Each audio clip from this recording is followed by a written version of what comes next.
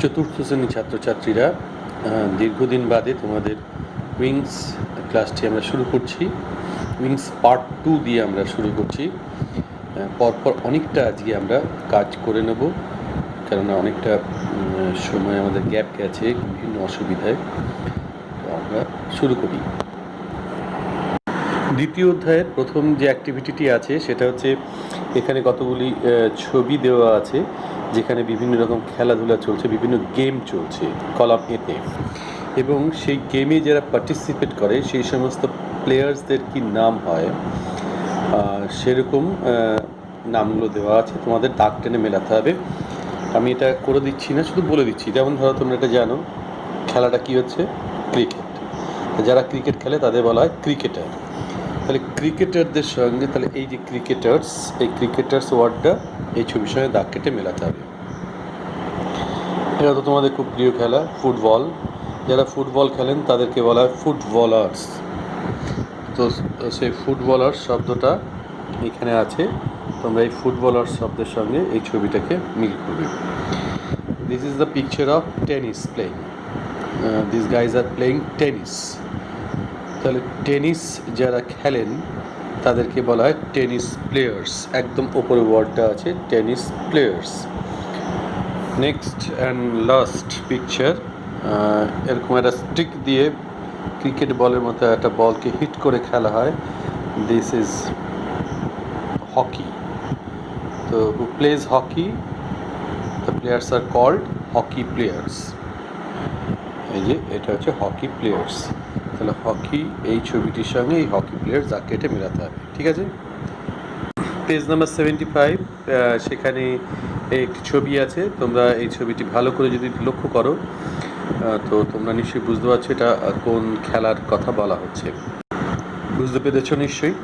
এবার এসো এই কলাম, এই প্রশ্নটা, এই ছবি রিলেটেড কিছু প্রশ্ন এখানে আছে, আমি তার উত্তরগুলো আগে থেকে লিখে দিয়েছি। Answer the following questions. Question number 1, what do you see in the picture? এই ছবিটাতে তুমি কি দেখতে পাচ্ছ? উত্তর, আই সি, আমি দেখতে পাচ্ছি, সাম বয়েজ, কিছু ছেলে মেয়ে, আর প্লেয়িং এ গেম, একটা খেলা খেলছে। অর্থাৎ আমি দেখছি কিছু ছেলে একটা খেলা খেলছে। Question number 2, what are the players doing? অর্থাৎ খেলোয়াড়েরা কি করছে? তো উত্তরটা হচ্ছে, the players are trying to hold a player of opponent team. Bangla করলে দাঁড়াবে, খেলোয়াড়রা চেষ্টা করছে টু হোল্ড মানে ধরে রাখতে, এ প্লেয়ার একজন খেলোয়াড়কে, অফ অপোনেন্ট টিম অর্থাৎ বিপক্ষ দলের, অর্থাৎ খেলোয়াড়রা বিপক্ষ দলের একজন খেলোয়াড়কে ধরে রাখার চেষ্টা করছে। Question number 3, what is the name of this game? এই প্রশ্নটা সবাই জানো।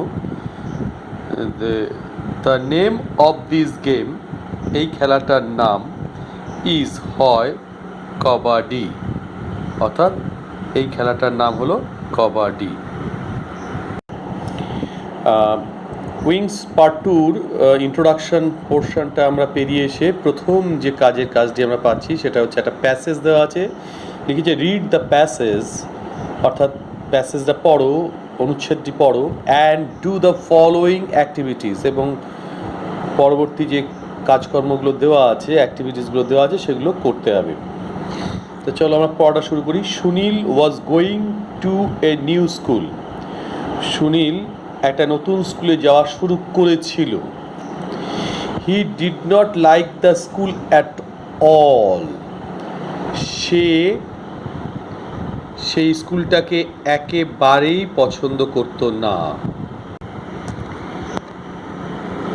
হি ওয়াজ এ কোয়াইট বয়। সে একজন খুব শান্ত ছেলে ছিল। He never had a fight in his life. সে তার জীবনে কখনো মারামারি করেনি। There was a bully in his class. এই বুলি মানে BULLY, বুলি মানে গায়ে জোর ফলানো ব্যক্তি, অর্থাৎ যে সবসময় অন্যকে ধাক্কা মারে, মারধর করার চেষ্টা করে, তার এরকম ধরনের ছেলে বা মেয়েদেরকে বুলি বলা হয়। তাহলে কি বলছে, there was a bully in his class, তাদের ক্লাসে একজন এরকম গায়ের জোর ফলানো ছেলে ছিল।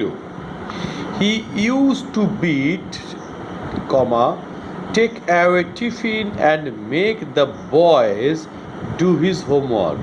সে কী করতো, সে সবাইকে মারধর করতো, বিট মানে মারধর করা, টেক অ্যাওয়ে টিফিন তাদের সমস্ত টিফিনগুলো খেয়ে নিত, and make the boys do his homework এবং ছেলেদেরকে বাধ্য করতো তার বাড়ির কাজগুলো করে দেওয়ার জন্য, ক্লাসের দিদিমণি মাস্টাররা যে কাজ দিত সেগুলো করে দেওয়ার জন্য বাধ্য করতো। Life had become miserable for Sunil. Miserable, দেখো বাংলা উচ্চারণটা দেওয়া আছে, বানানটা দেওয়া আছে, অসহনীয়, অসহ্যও বোঝায় মিজারেবল। তাহলে জীবনটা তার কীরকম হয়ে গেল, জীবনটা তার কাছে অসহনীয় হয়ে গেল, সুনীলের কাছে জীবনটা অসহনীয় হয়ে গেল। But he could never gather the courage to protest. এই গ্যাদার দ্য কারেজ, গ্যাদার মানে জড়ো করা বা সংগ্রহ করা বা সঞ্চয় করা, দ্য কারেজ মানে সাহস, কিন্তু সে সাহস সঞ্চয় করতে পারলো না। কিসের জন্য? প্রোটেস্ট মানে প্রতিবাদ করা, প্রোটেস্ট শব্দের অর্থ প্রতিবাদ করা, অর্থাৎ প্রতিবাদ করার জন্য সে কোনো সাহস অর্জন করতে পারলো না। মিন হোয়াইল, অর্থাৎ এই সময়ের মধ্যে বা ইতিমধ্যেই, a new boy came to his class, একটা নতুন ছেলে তাদের ক্লাসে এলো। He started facing the same problem, সেও সেই সুনীলের মতো একই রকম সমস্যা সম্মুখীন হতে থাকলো। এই ফেসিং মানে হচ্ছে সম্মুখীন হওয়া, প্রবলেম মানে সমস্যা। তাহলে সুনীল যেরকম সমস্যার সম্মুখীন হচ্ছিল, এই ছেলেটিও, নতুন যে ছেলেটি এসে, সেও সেরকম সমস্যার সম্মুখীন হতে থাকলো। হি ক্রাইড অল ডে, সে সারাদিন কাঁদতে লাগলো। সাডেনলি, হঠাৎ বা সহসা, Sunil could not take it any more, Sunil আর এটাকে মেনে নিতে পারছিল না। কুড নট টেক মানে মেনে নেওয়া, সে মেনে নিতে পারছিল না, আর এনিমোর মানে আর, অর্থাৎ ছেলেটা ওরকম একটা ভালো ছেলে সারাদিন কাঁদছে, এটা সুনীল ঠিক সহ্য করতে পারছিল না। He saw the bully beating the boy, সে দেখলো যে বুলি সেই ছেলেটাকে মারছে। He went and stood before the bully, he went সে গেল, অ্যান্ড স্টুড দাঁড়ালো, বিফোর দ্য বুলি অর্থাৎ সেই গায়ের জোর খাটানো ছেলেটার সামনে গিয়ে দাঁড়ালো। তাহলে সে গিয়ে সে গায়ের জোর খাটানো ছেলেটার সামনে গিয়ে দাঁড়ালো। হি ওয়াজ পুশড, তাকে ঠেলা মারা হলো, মানে কাকে ঠেলা মারা হলো? বুলি মানে সুনীলকে ধাক্কা মারলো। হি ওয়াজ পুশড মানে সুনীলকে ধাক্কা মারা হলো, সুনীল ধাক্কা খেলো আর কি। But he did not move, কিন্তু সে নড়ল না। That was the first day, that was the first day, সেটাই ছিল প্রথম দিন। সুনীল হিট সামওয়ান, সুনীল কাউকে আঘাত করলো, অর্থাৎ সুনীল এবার সে বুলিকে মারলো আর কি।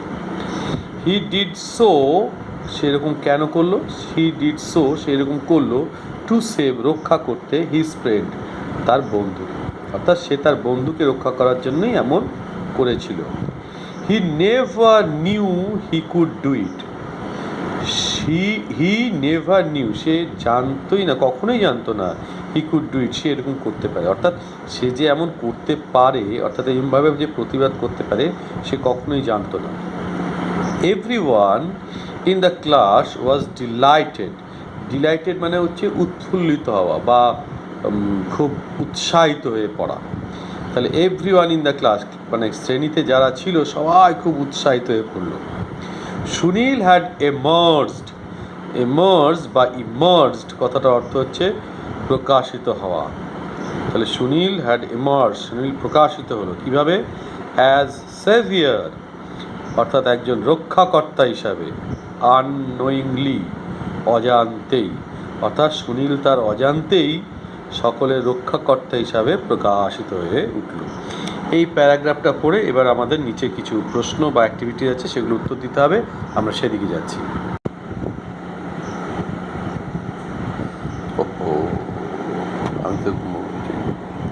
আচ্ছা, এবার activity 1,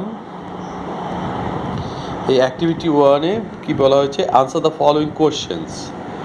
question number A, Why did Sunil not want to go to school? কথাটার মানে হলো সুনীল কেন স্কুলে যেতে চাইতো না। Answer, Sunil did not want to go to school. Sunil স্কুলে যেতে চাইতো না বিকজ মানে কারণ he did not like the school at all. সে স্কুলটাকে একেবারেই পছন্দ করতো না। Question number B, what did the bully do? সে গায়ের জোর খাটানো ছেলেটা কি করতো? একদম প্যাসেজের মধ্যে হুবহু লাইনটা আছে, the bully use to beat. সে গায়ের জোর খাটানো ছেলেটি মারধর করতো। বিট করা মানে মারধর করা বা আঘাত করা। টেক অ্যাওয়ে টিফিন, টিফিন নিয়ে নিত।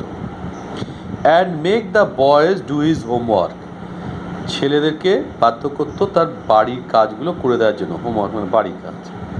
Question number C, what did Sunil do to help the new boy? Sunil নতুন ছেলেটিকে সাহায্যের জন্য কি করেছিল? To help the new boy Sunil hit the bully. নতুন ছেলেটাকে সাহায্য করার জন্য সুনীল বুলি মানে হচ্ছে সে গায়ের জোর খাটানোর ছেলেটাকে আঘাত করেছিল। কি করতে? টু স্টপ, তাকে থামাতে। ফ্রম বিটিং দ্য নিউ বয়, সে নতুন ছেলেটাকে মারার হাত থেকে থামানোর জন্য সুনীল কি করলো? বুলিকে আঘাত করলো। বুলি মানে যে গায়ের জোর খাটানো সেই ছেলেটাকে। আচ্ছা, তোমরা এই জায়গাটা ভালো করে দেখো, এই কোশ্চেন আনসারগুলো ঠিক এইভাবেই কিন্তু লিখতে হবে। তোমরা এইভাবেই লিখবে, বইতেই লিখবে, প্রয়োজন হলে স্ক্রিনশট নিয়ে রাখবে এবং সেটা দেখে দেখে লিখবে। ঠিক আছে, চলো আমরা অ্যাক্টিভিটি 2-তে যাই। অনেকগুলো করতে হবে আজকে আমাদের। অ্যাক্টিভিটি 2 কী করতে বলছে? কমপ্লিট দ্য ফলোয়িং সেন্টেন্সেস, নিচের বাক্যগুলোকে সম্পূর্ণ করো with information from the text. ওই যে টেক্সটটা, আগের পাতায় যে টেক্সটটা দেওয়া আছে সেখান থেকে ইনফরমেশন মানে সূত্রগুলো নিয়ে তোমাকে এই সেন্টেন্সগুলোকে কমপ্লিট করতে হবে। 1 নম্বর মানে এ, সুনীল নেভার হ্যাড, সুনীল কখনই করেনি কি? এ ফাইট ইন হিজ লাইফ, তার জীবনে একটা লড়াই বা মারামারি। বি, দ্য নিউ বয়, বইতে দেখবে হি বলে আছে নিউ বয়ের জায়গায়, প্রোনাউনটা আছে হি, তো সেই নিউ বয় কী হলো? Started facing the same problem, একই রকম সমস্যার সম্মুখীন হতে লাগলো। See, that was the first time, সেটাই ছিল প্রথম, মানে ফার্স্ট টাইম নয়, দ্যাট ওয়াজ দ্য ফার্স্ট, সেটাই ছিল প্রথম কি? ডে, দিন, সুনীল হিট সামওয়ান, সুনীল কাউকে আঘাত করেছিল। সুনীল হ্যাড এমার্জড, সুনীল আত্মপ্রকাশিত মানে প্রকাশিত করলো। অ্যাজ দ্য সেভিয়ার আননোয়িংলি, অর্থাৎ রক্ষাকর্তা হিসাবে অজান্তেই, অর্থাৎ সুনীল অজান্তেই একজন রক্ষাকর্তা হিসেবে আত্মপ্রকাশ করলো। ভালো করে লক্ষ্য করো, যেমনভাবে আমি এগুলো লিখে দিয়েছি ঠিক সেরকমভাবেই তোমরা লিখবে। এবার চলে যাই আমরা অ্যাক্টিভিটি 3-তে। অ্যাক্টিভিটি 3-তে যাওয়ার আগে আরেকটি অ্যাক্টিভিটি রয়েছে, এটা অবশ্য কোনো নাম্বার নেই। আমি আগে এই এই সেন্টেন্সটা তোমাদের সামনে বুঝিয়ে দিই, তাহলে কাজটা করতে সুবিধা হবে। বলেছে the word that describes a noun is called an adjective.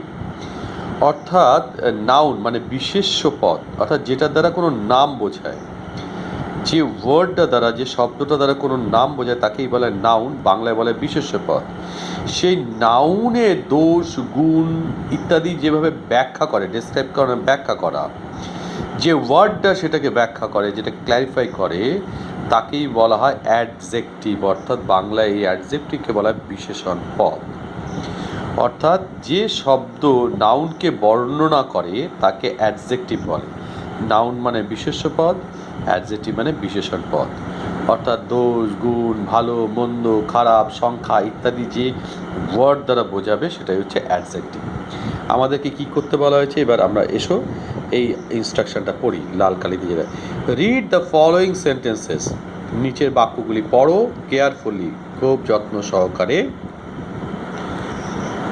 Underline the nouns, অর্থাৎ যেগুলো বিশেষ্য পদ, নাম বোঝাচ্ছে যে শব্দগুলো, ওয়ার্ডগুলো, সেগুলো তলায় দাগ দিতে বলা হচ্ছে। অ্যান্ড সার্কেল, গোল দাগ দাও, দ্য ওয়ার্ডস, শব্দগুলিকে ডেসক্রাইবিং ইন নাউন, যেগুলো নাউন মানে বিশেষ্য পদ থেকে বর্ণনা করছে, অর্থাৎ তার দোষ গুণ ভালো মন্দ বর্ণনা করছে। Two are done for you, দুটো তোমাদের জন্য করে দেওয়া হলো। দেখো sentence number 1, hockey is a popular game. Hockey একটা খেলার নাম, তাই তার তলায় দাগ দিয়েছে, কারণ এটা নাউন বোঝাচ্ছে, অর্থাৎ নাম বোঝাচ্ছে বিশেষ্য পদ। গেম মানে খেলা, এক ধরনের অ্যাক্টিভিটি বোঝাচ্ছে, তাই তার তলায় দাগ দেওয়া আছে, অর্থাৎ নাউন এটা। দেখো পপুলারটাকে গোল দাগ দিচ্ছে, কারণ কেমন গেম না পপুলার, খুব জনপ্রিয়। এই গেমটাকেও ক্ল্যারিফাই করছে এই ওয়ার্ডটা দ্বারা, অর্থাৎ ডেসক্রাইব করছে এই ওয়ার্ডটা দ্বারা। গেমটা কেমন, কেমন খেলা না পপুলার খেলা, অর্থাৎ খুব জনপ্রিয়। তাই কোনো একটা নাউনকে কেমন এরকম যদি তুমি প্রশ্ন করো, তাহলে যে উত্তরটা আসবে সেটাই কিন্তু সেই অ্যাডজেক্টিভ। এবার দেখো sentence number 2, Sourav Ganguly is one of the famous sports persons in India. Sourav Ganguly is one of the famous, অন্যতম একজন বিখ্যাত, ফেমাস মানে বিখ্যাত, স্পোর্টস পারসন মানে খেলোয়াড়, ইন ইন্ডিয়া ভারতের। তাহলে ভারতের অন্যতম একজন, ফেমাস মানে বিখ্যাত, ক্রীড়াবিদ হচ্ছেন সৌরভ গাঙ্গুলি। দেখো স্পোর্টস পারসন, কেমন স্পোর্টস পারসন না ফেমাস, অর্থাৎ বিখ্যাত, বিখ্যাত ক্রীড়াবিদ। এবার আমাদের এটাতে করতে হবে, আমরা একসঙ্গে করে ফেলি। রুবি একজনের নাম, তাহলে এটা কী হবে noun. Is a ton girl, girl এক ধরনের মানুষেরকে বোঝাচ্ছে, তাই এটা নাউন। কেমন মেয়ে, টল লম্বা, তাহলে এটা হচ্ছে সে ডেসক্রাইবিং ওয়ার্ড, অর্থাৎ অ্যাডজেক্টিভ। এটাকে আমরা গোল করে দিলাম। অ্যাক্টিভিটি 4 মানে 4 নম্বর কোশ্চেন দেখো, Moumita is a helpful friend.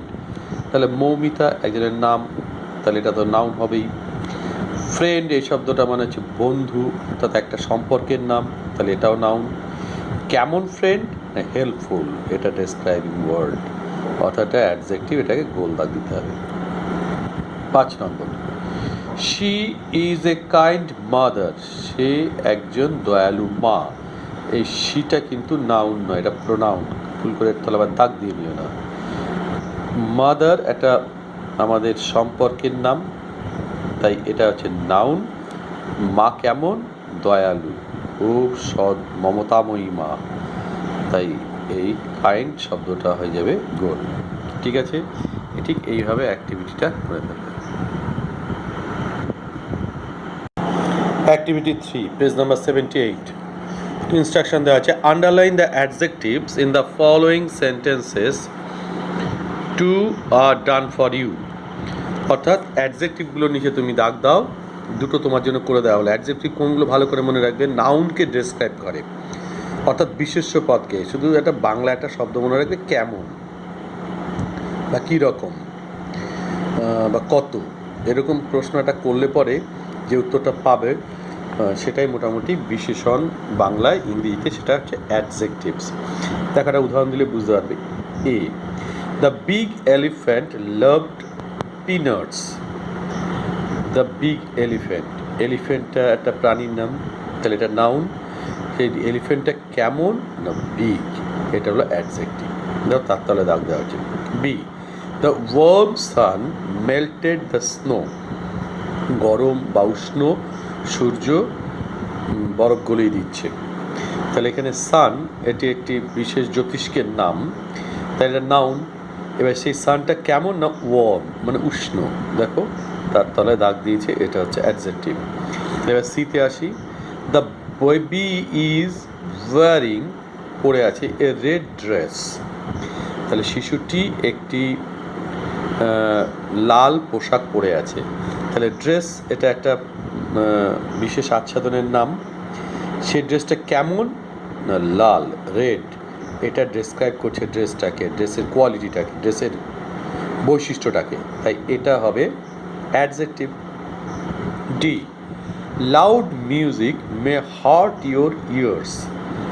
Music অর্থাৎ সঙ্গীত, সঙ্গীতটা কেমন না লাউড, তাহলে এটা হবে, আচ্ছা আমি বাংলাটা বলি, লাউড মিউজিক অর্থাৎ খুব উচ্চ স্বরে যে সঙ্গীত, মে হার্ট তোমার কে আঘাত করতে পারে। এই হার্ট মানে আঘাত করা বা ক্ষতি করা। ইয়োর ইয়ার্স তোমার